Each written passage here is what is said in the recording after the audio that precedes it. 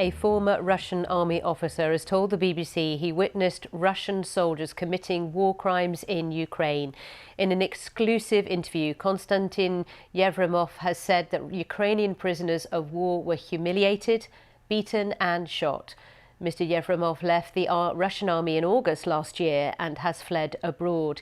He's been talking to our Russia editor, Steve Rosenberg. This is the war in Ukraine, the official Russian version of it. Packaged, promoted, propagandized by Moscow. Fearless Russian soldiers fighting the good fight, defending the motherland. But Konstantin Yefremov was there, and the reality, he says, is very different. Konstantin was a senior lieutenant in the Russian army, but he's fled Russia. And he's agreed to tell me about crimes he says he saw Russian soldiers committing in Ukraine. Starting here.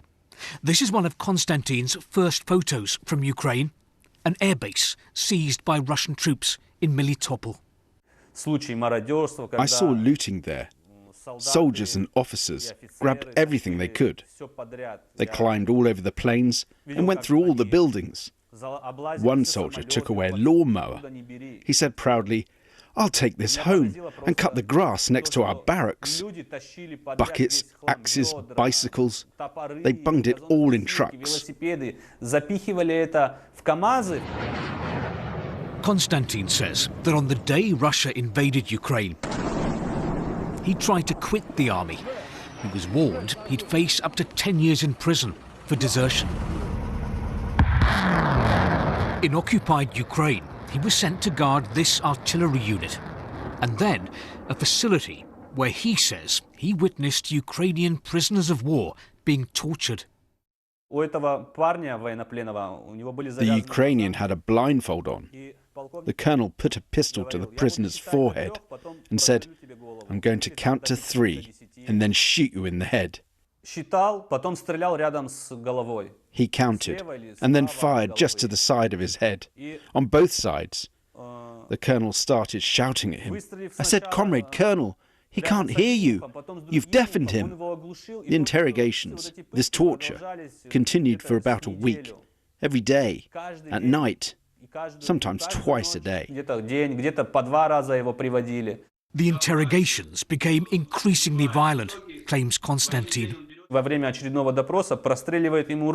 During another interrogation, the colonel shot the prisoner in the arm and in the right leg, under the knee, and hit the bone.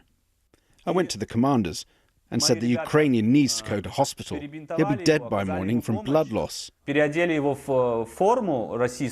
dressed him up in a Russian uniform and took him to hospital. We told him, "Don't say you're a Ukrainian prisoner of war, because either the doctors will refuse to treat you, or the injured Russian soldiers will hear you and shoot you."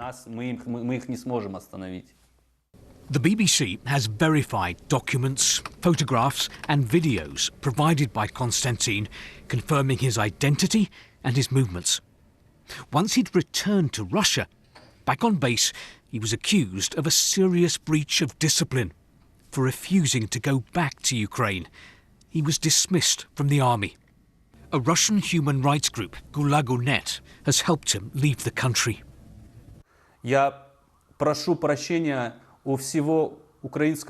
I apologize to the whole Ukrainian nation for coming to their home as an uninvited guest with a weapon in my hands.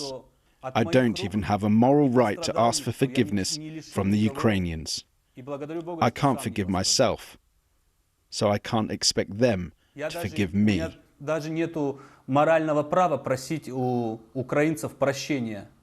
Konstantin says that senior officers called him a traitor for being anti-war, but he points out that he gave an oath to protect his country, not to attack another. Steve Rosenberg, BBC News, Moscow.